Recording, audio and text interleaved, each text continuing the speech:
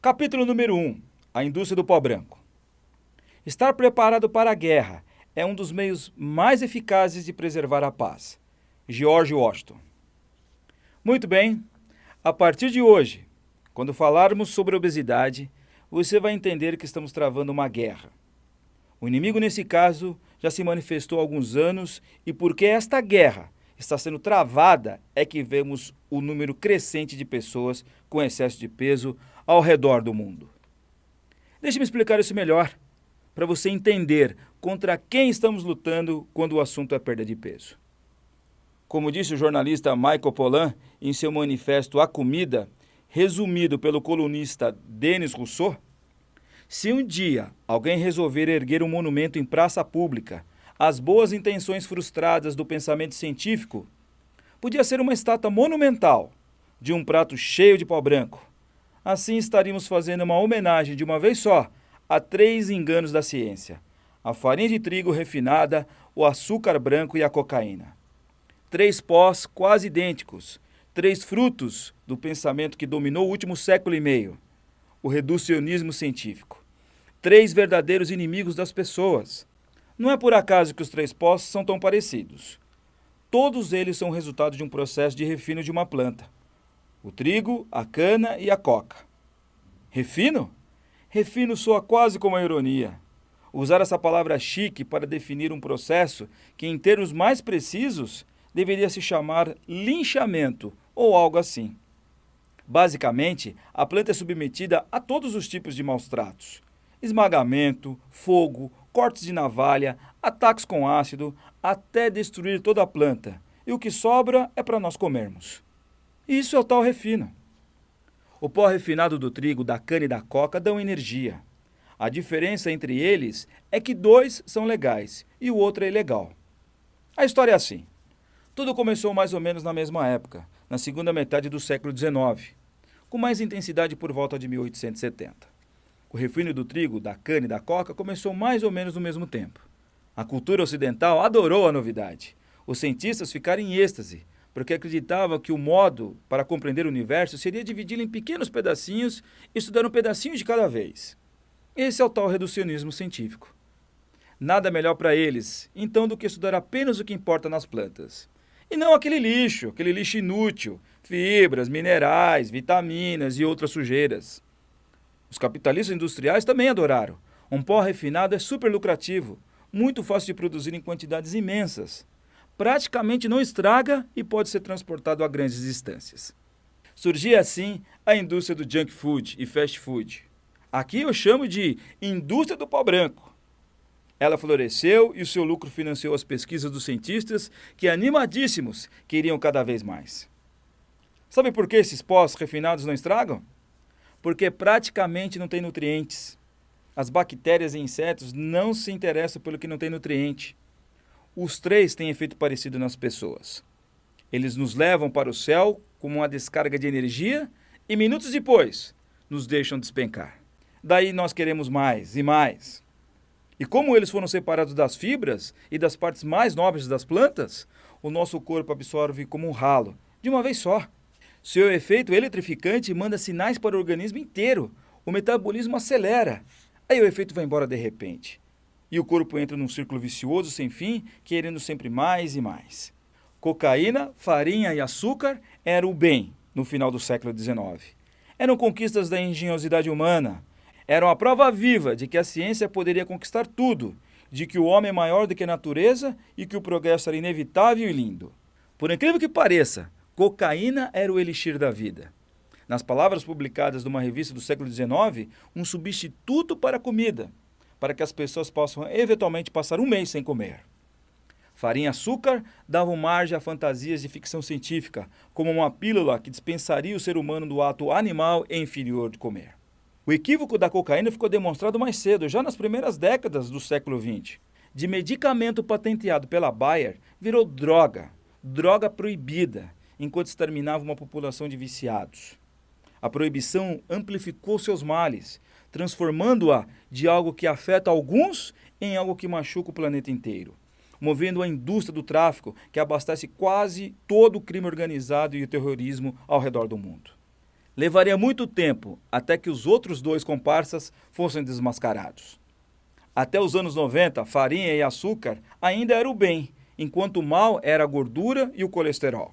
Os médicos recomendavam que se substituísse gorduras por carboidratos, e o mundo ocidental se entupiu de farinha e açúcar. Começou ali uma epidemia de diabetes tipo 2, causada pelas pancadas repentinas que a farinha e o açúcar dão ao nosso organismo. Começou também uma epidemia de obesidade, sem falar que revelou-se que o açúcar e a farinha estão envolvidos no complô para expulsar frutas, folhas e legumes dos nossos pratos, o que está exterminando gente com câncer e doenças cardíacas. Como o câncer e o coração são as maiores causas de morte no mundo urbanizado, chega-se à constatação dolorosa. Farinha e açúcar são, na verdade, muito mais letais do que cocaína. É que a cocaína viciou poucos, mas açúcar e farinha viciaram quase todo mundo. Hoje os 3 pós brancos são o mal. A humanidade está mobilizada a exterminá-los. Até uma nova dieta vendendo toneladas de livros pela qual corta-se todos os carboidratos da dieta e come-se apenas gordura. Em 1870, caímos na ilusão de que era possível, entre aspas, refinar plantas até extrair delas o bem absoluto, apenas para nos convencermos décadas depois que tínhamos criado um mal absoluto. Mas será que o problema não é essa tal mania humana de separar as coisas entre o bem e o mal, em vez de entender que o mundo é mais complexo que isso e que há bem e mal em cada coisa? Trigo, cana e coca, se mastigados inteiros, integrais, são nutritivos e inofensivos e protegem contra doenças crônicas. Precisamos parar de tentar refinar a natureza e entender que ela é melhor integral. Veja essa foto de um grão de trigo. Agora veja o percentual de nutrientes perdidos quando a farinha integral é refinada para se tornar farinha branca. Proteína, perda de 25%, fibras, perda de 95%, cálcio, perda de 56%, cobre, 62%, ferro, 84%, manganês, perda de 82%, fósforo, perda de 69%, potássio, perda de 74%, selênio, perda de 52%, zinco, 76%, vitamina B1, perda de 73%, vitamina B2, 81%, vitamina B3, 80%, vitamina B5, perda de 56%, vitamina B6, perda de 87%, ácido fólico, perda de 59%, vitamina E, 95%. E muitos pensam que quando a farinha branca é, entre aspas, enriquecida com vitaminas, o valor nutricional é recuperado. Não, não é verdade. Dos 25 nutrientes removidos quando a farinha integral é triturada para se tornar farinha branca, apenas 5 são quimicamente repostos. Eu não sei se você ficou tão abalado quanto eu fiquei depois de saber disso, mas uma coisa ficou na minha cabeça. Existe um inimigo. E eu não era o culpado por estar fora do peso. E você também não é culpado se você está com excesso de peso ou totalmente fora do peso, com 10, 20, 30 quilos a mais, como eu estava. Você está viciado nos alimentos da indústria do pó branco. Então, qual será a solução? Coma comida como os nossos ancestrais. Ou seja, coma comida como a sua avó ou bisavó comiam. E pare de comer comida criada pela indústria do pó branco. Em outras palavras, é muito melhor você comer alimentos frescos e integrais do que industrializados pela indústria do pó branco. Mas tem um detalhe: se resolvermos seguir o conselho coma comida, não será uma coisa tão simples quanto parece. O problema é que hoje existem milhares de outras coisas, entre aspas, comestíveis, com aparência de comida no supermercado. Essa nova comida, entre aspas, criada pela indústria do pó branco, é colocada em embalagens que dizem que a tal comida faz bem para a nossa saúde. O que comer e quando comer é um conjunto de perguntas que ao longo da nossa história vem passando de pai para filho, sem muita complicação. O problema é que a nossa mãe, a chefe de cozinha, perdeu sua autoridade para os cientistas e marqueteiros da alimentação. Até o governo tem uma ponta de participação na indústria do pó branco. Você já percebeu que foi implantado algumas regras em nossa alimentação? Por exemplo, pirâmides alimentares, rótulos nos alimentos. Outra coisa, você notou que não comemos mais o que as nossas mães comiam na infância? Se você tem a minha idade, certamente não come mais o que as nossas mães preparavam para nós quando éramos criança. Mingau de aveia integral com canela em pó é um exemplo. Simplesmente sumiu. O crescente martelar do marketing alimentício fez com que a nossa bisavó não reconhecesse mais o que comemos hoje. A cultura da comida está mudando mais de uma vez a cada geração. E por que essa mudança continua? Nada mais, nada menos que 32 bilhões de dólares é o que o marketing da indústria do pó branco gasta todos os anos apenas nos Estados Unidos. Quer ver mais um exemplo grotesco da indústria do pó branco? A maioria dos conselhos nutricionais que recebemos ao longo dos últimos 50 anos, em particular o conselho de substituir as gorduras em nossa dieta por carboidratos, na verdade nos tornou menos saudáveis e muito mais gordos. E tudo isso pode parecer incoerente numa época em que a supernutrição surge como uma ameaça mais séria do que a subnutrição. Ou seja, hoje no mundo morre mais gente porque come demais do que morre de fome. Em outras palavras, podemos afirmar que praticamente tudo o que consumimos hoje não é mais comida no termo literal da palavra. E a forma que estamos consumindo as coisas, no carro, na frente da televisão, e a cada vez mais sozinhos, não é comer. Estamos cada vez mais nas garras da indústria do pó branco. Comida também tem a ver com prazer, comunidade e família. Já sabemos há muito tempo que a dieta ocidental criada pela indústria do pó branco, também conhecida como a dieta dos americanos, que nós brasileiros, diga-se de passagem, nos adaptamos muito bem, deixa as pessoas doentes e gordas em qualquer parte do mundo. Quer ver? Estudos mostraram que qualquer civilização que abrisse mão da alimentação tradicional pela dieta da indústria do pó branco, logo apareceria uma série previsível de doenças ocidentais, incluindo obesidade, diabetes e problemas cardiovasculares. Com a industrialização da nossa comida, surgiram alimentos altamente processados e grãos altamente refinados, uma superabundância de calorias baratas provenientes da farinha e açúcar refinados. Surgiram montes de alimentos e carne processados, um monte de produtos que levam açúcar, um monte de tudo, exceto hortaliças, frutas e grãos integrais.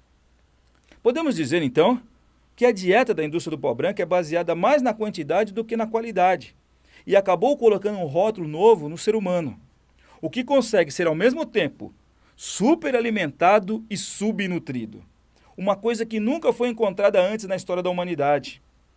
Uma dieta tradicional contém nutrientes e calorias, mas a indústria do pó branco acabou com tudo, deixando apenas as calorias. Médicos da Califórnia começaram a ver crianças com excesso de peso sofrendo de deficiência antigas, como o raquitismo, uma doença esquecida no passado que só era vista em crianças magras. Mas quando as crianças vivem comendo comidas, entre aspas, da indústria do pó branco, em vez de frutas e hortaliças frescas, bebendo mais refrigerante do que leite, velhas doenças que não existiam mais voltam com força total. O pior é que a ciência prefere ficar ajustando os alimentos da indústria do pó branco, diminuindo a gordura aqui, aumentando as proteínas ali, vitamina colar, enriquecendo alimentos processados para tentar amenizar os problemas de saúde. Estamos enfrentando uma pandemia global que é totalmente inusitada, porque não envolve algum tipo de vírus, bactérias nem micróbios de qualquer espécie. Apenas um tipo de alimentação que foi criada pela indústria do pó branco, que encontramos nas prateleiras dos supermercados. Só para você ter uma ideia, estima-se que 80% das doenças, por exemplo, a diabetes tipo 2, poderiam ser evitadas apenas com uma mudança na dieta e exercícios físicos. Mas parece que ao invés disso, está se investindo na criação de uma grande indústria do diabetes. E isso você pode comprovar. Em várias partes do mundo existe uma farmácia dentro do supermercado com os mesmos apelos comerciais de vendas. Agora pasme, o diabetes está em via de ser reconhecido como um novo segmento demográfico e, portanto, uma grande oportunidade de marketing. Ao que tudo indica, é mais fácil, ou pelo menos mais lucrativo, transformar uma doença da civilização em um estilo de vida do que mudar a alimentação da civilização. Mas nós podemos começar a desenvolver uma nova maneira de pensar sobre o alimento que nos ajuda a sair dessa enrascada que nos metemos e começar a perder peso. E duas coisas encorajadoras podem nos ajudar a fazer isso. Nós, seres humanos, temos encontrado caminhos saudáveis em várias dietas diferentes E como será visto ao longo dos próximos capítulos, se aprendermos como fazer as mudanças certas em nossa alimentação, podemos reverter o estrago causado pela indústria do pó branco e perder peso e voltarmos a ter uma saúde perfeita. Nos próximos capítulos, farei as minhas recomendações e indicarei produtos que me ajudarão a equilibrar meu organismo e que me ajudarão a perder peso.